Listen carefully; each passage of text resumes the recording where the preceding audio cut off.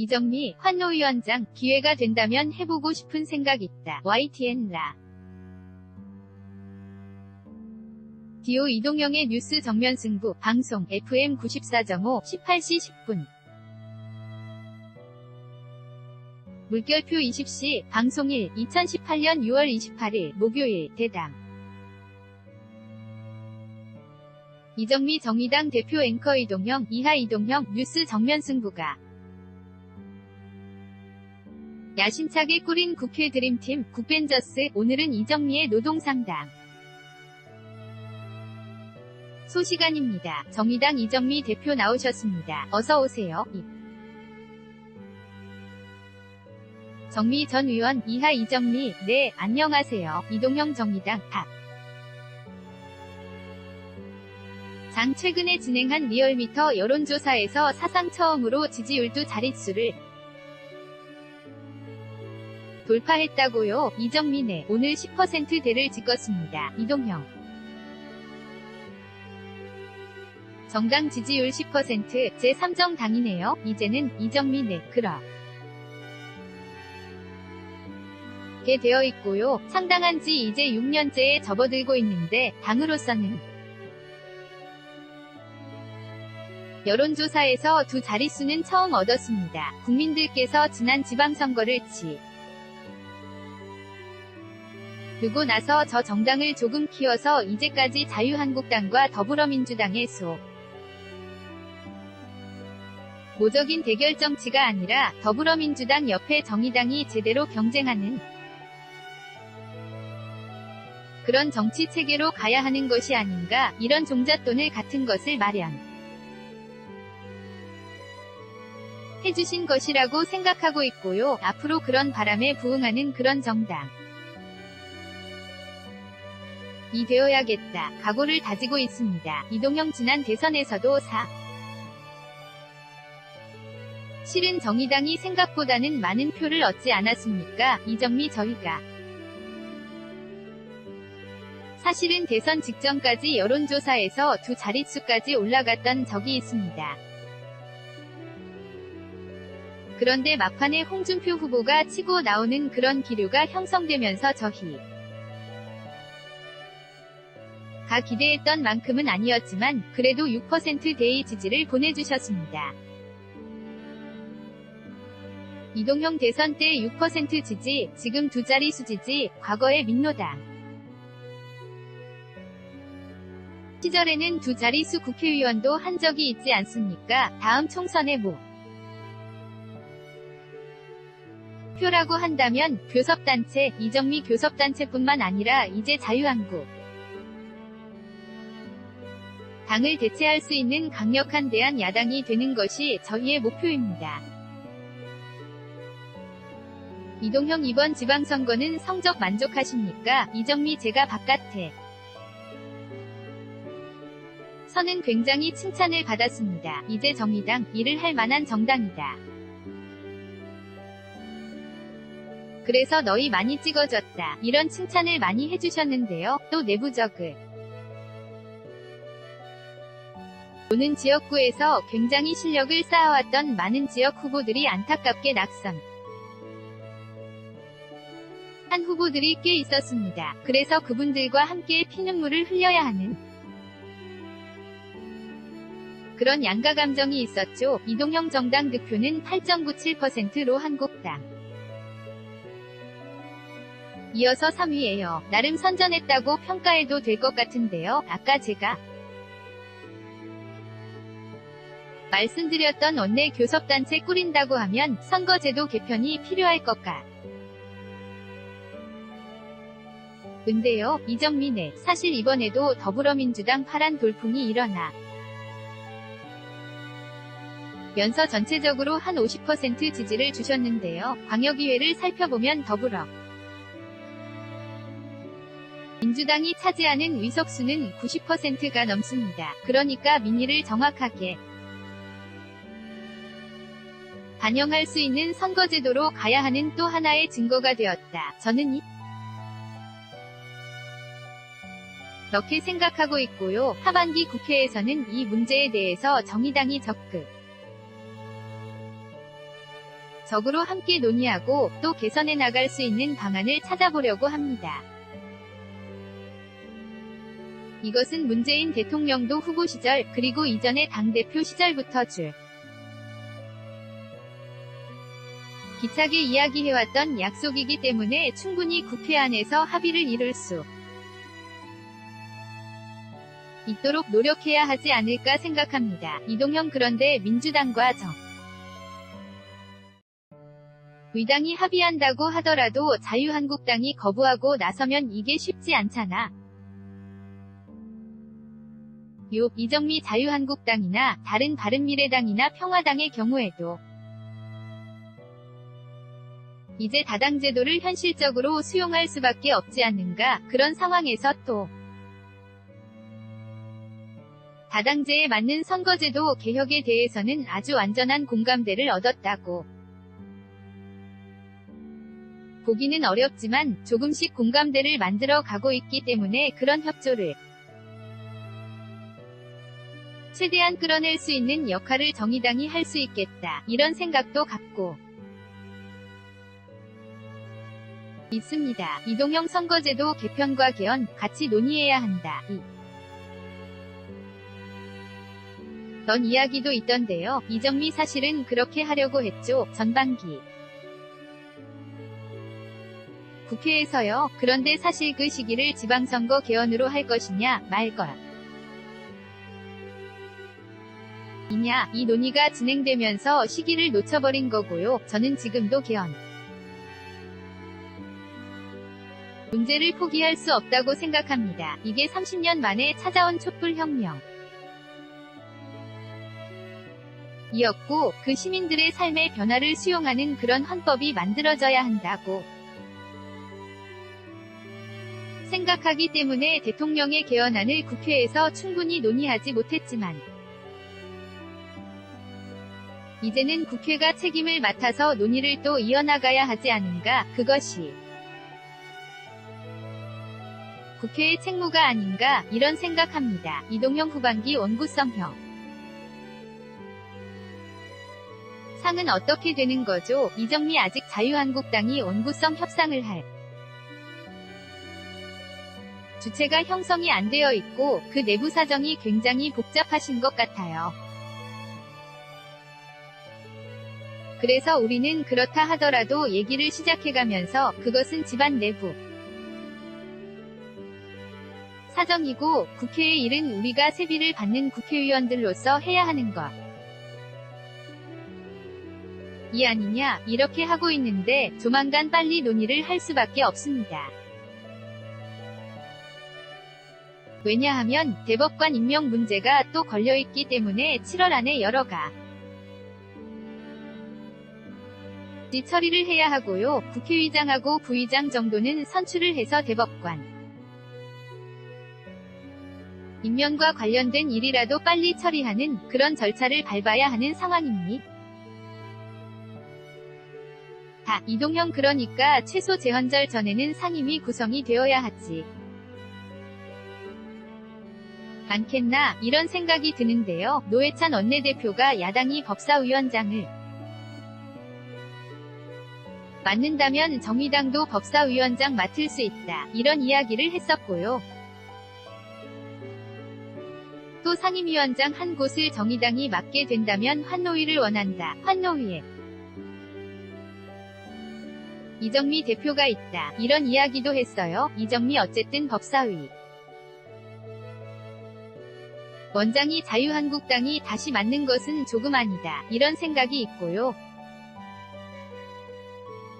이동형 자유한국당은 그 기득권을 놓치려고 할까요? 이정미 그런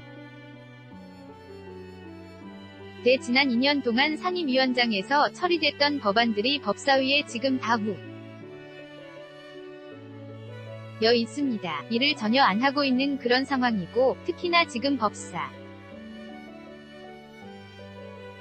위원장님이 수사를 받으셔야 하잖아요. 그렇기 때문에 자유한국당 입장에서는 도의적으로 법사위원장에 대해서 너무 욕심을 안 내시는 것이 좋겠다는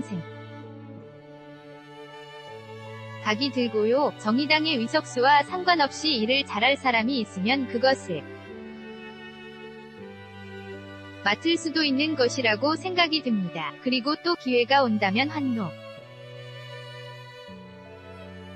의의 경우에는 정의당이 가장 주력하고 있는 상임위이기도 하고 우리가 변하려고 하는 정당들이 각자가 대변하려고 하는 시민의 목소리가 있지 않습니까? 그런 측면에서 한노위가 기회가 된다면 한번 저희들이 해보고 싶은 생각도 있습니다. 이동형 연정 얘기도 계속 나오고 있는데 혹시 청와대에서 정의당에게 입각제에 혹시라도 있다면요. 이정미 일단 연정에 대한 전체적인 구상이 무엇인가, 정부를 꾸려 나간다면 어떤 방식으로 할 것인가, 이런 논의부터 시작되는 것이 맞다고 봅니다. 동영 청취자님께서 정의당이 젊은 층 사이에서 지지가 강해지고 있는 것 같습니다. 그만큼 당내에서 우수한 청년 정치인들을 육성할 필요도 클 것 같은데 이 부분에 대해서 추진하고 계신 것이 있습니까? 이런 질문이 왔습니다. 이정미 저희가 이번에 전체 후보자들 중에 10% 이상을 청년 후보, 저희는 35세 이하를 청년 후보로 규정하고 있거든요. 청년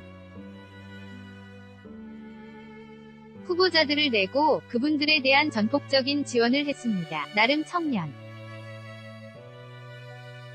정치 지도자들이 자기 지역에 뿌리를 내릴 수 있는 기반을 마련했고요. 이분 들을 중심으로 하반기부터는 청년 아카데미, 이게 일회성 사업이 아니라 당에서 지속적으로 청년들을 육성시켜 나갈 수 있는 1년간의 프로그램을 회 진행해 나갈 수 있는 그런 준비를 거의 마무리했습니다. 그래서 그 정에서 청년 아카데미를 이수한 청년들에게는 여러 당직과 보좌관직, 이런 것들을 우선적으로 배정할 수 있도록 당규를 검토하고 있는 상황입니다. 이동형 알겠습니다. 지금부터 노동 현안으로 갑니다. 주 52시간 근무 가 7월 1일부터 시행되는데 이렇게 되면 노동시간이 줄어드는 것은 자로서 좋은 일이지만 어떤 분들은 나는 일을 많이 하고 돈을 많이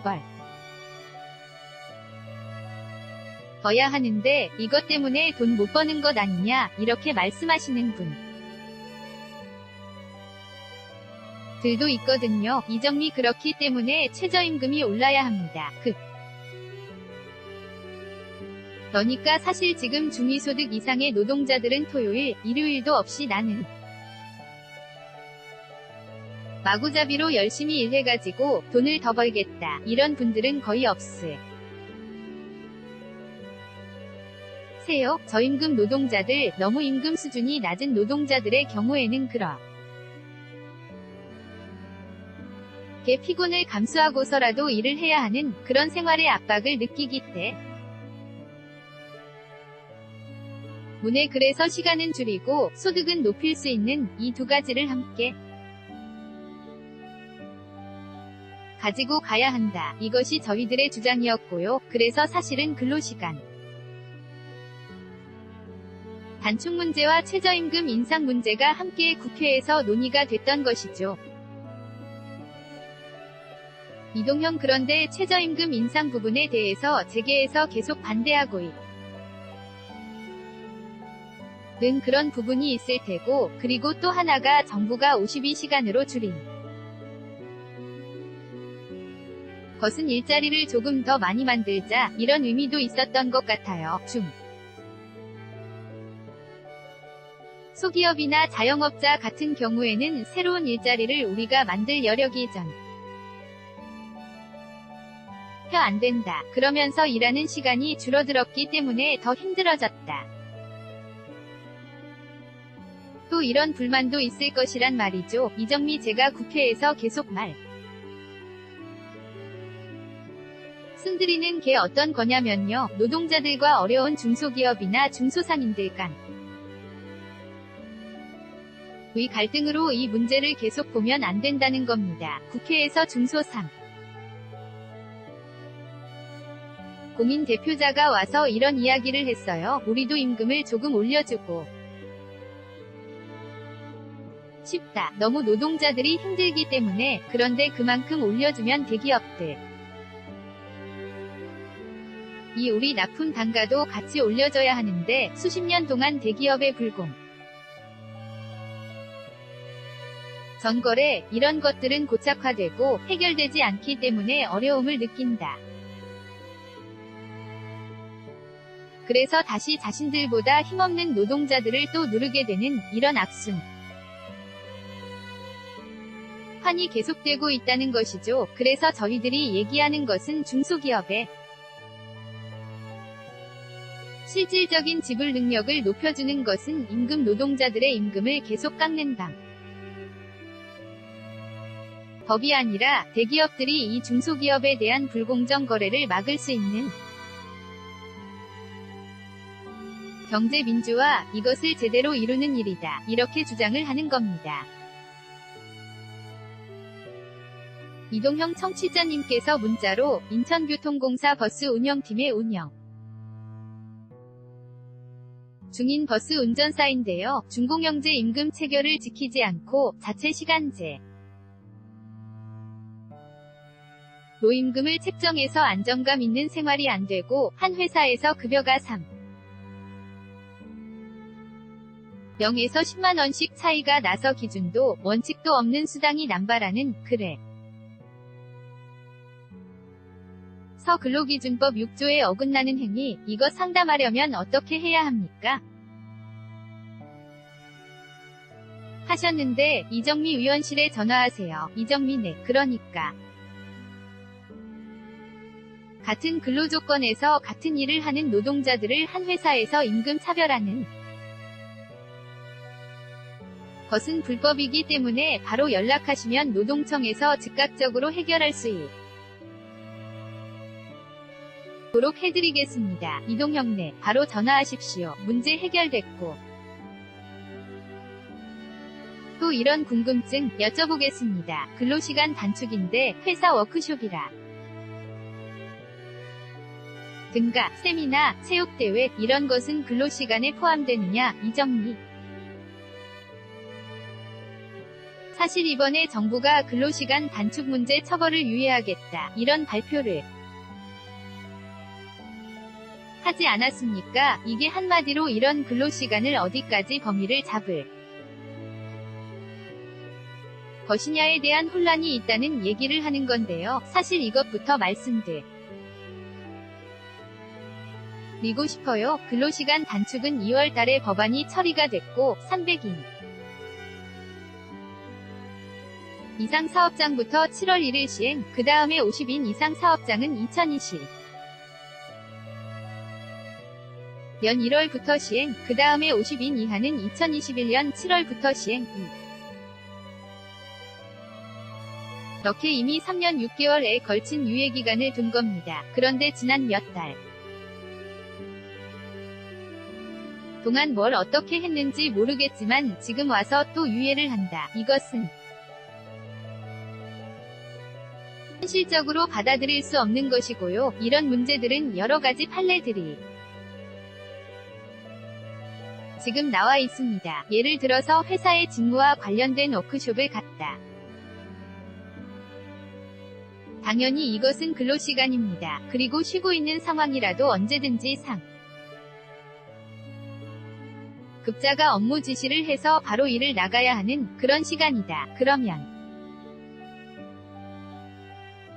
그것도 근무시간에 해당되는 것입니다. 그리고 아까 얘기하셨듯이 체육대회 라든지 이런 것들은 단체협약상의 그날을 근로시간으로 인정받을 것인지 아닌지는 단체협약으로 해결을 해나가야 하는 것이고요. 이동형 박상 준 기자의 질문입니다. 기자가 취재차 취재원과 술자리를 하면 근로시간에 포함됩니까? 이정미 이게 지금 사실 저도 기자들을 굉장히 많이 만나. 근데 저한테 그런 민원이 엄청나게 쏟아집니다. 왜냐하면 점심밥을 먹고 나 저녁을 먹을 때 그게 그 기자분들이 개인적으로 인간적으로 저를 줘. 다 하는 분들이 몇 명 있을지 모르겠지만 제가 보고 싶어서 왔겠어요. 다. 일의 연장으로 만나는 것이기 때문에 저는 너무나 당연히 이 부분은 근로 시간의 연장이라고 보고 있는데요. 몇몇 신문사에서 약간 이 문제를 검토 하고 있는 것으로 알고 있습니다. 그런데 이것도 제가 볼 때는 만약에 별로 간다 라고 하면 근로시간으로 인정받을 수 있지 않겠나 이런 생각을 하고 있습니다. 이동형 택시기사입니다. 택시기사들은 근로시간 적용된다고 봐야 합니까? 그거 적용하면 손님이 적어져서 수입이 적어지는데 이런 질문이요. 이정미 택시 노동자가 기업에 속해 있는 분들이 있고 개인 영업자가 있지 않습니까? 그런데 택시의 경우에는 근로시간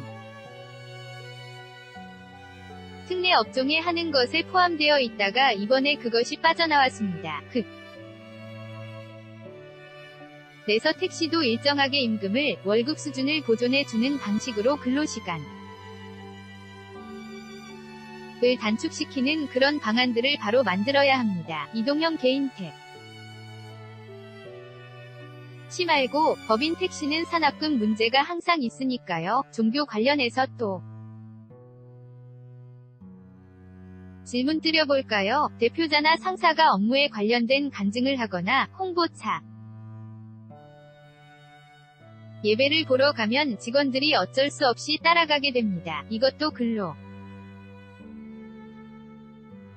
시간에 포함합니까? 이정미 저는 당연히 근로시간에 포함되어야 한다고 보고요. 더 나아가서는 종교의 자유를 박탈하는 그런 업무 지시는 부당한 근로 지시로 보고 있습니다. 이동형 근로시간 단축으로 소득이 줄면 퇴직금도 줄어듭니까? 이정미 당연히 퇴직금은 정산하는 과정에 이때까지 받았던 임금 수준이 포함되기 때문에 임금 수준이 줄면 퇴직금도 줄지요. 하지만 저희가 얘기하는 것은 적정시간, 적정임금, 그러니까 근로시간이 줄어서 임금이 다 깎이고 나빠지는 이런 방식이 아니라 금 수준도 적정하게 보장받으면서 근로시간이 줄어들 수 있는 이런 방안 들을 강구해야 한다. 이렇게 말씀드리고 싶습니다. 이동형 알겠습니다. 어쨌든 제도가 조금 정착되려면 시간이 조금 필요할 것 같네요. 정미 그렇죠. 여러가지 어려움과 혼란이 왜 없겠습니까? 그런데 제도는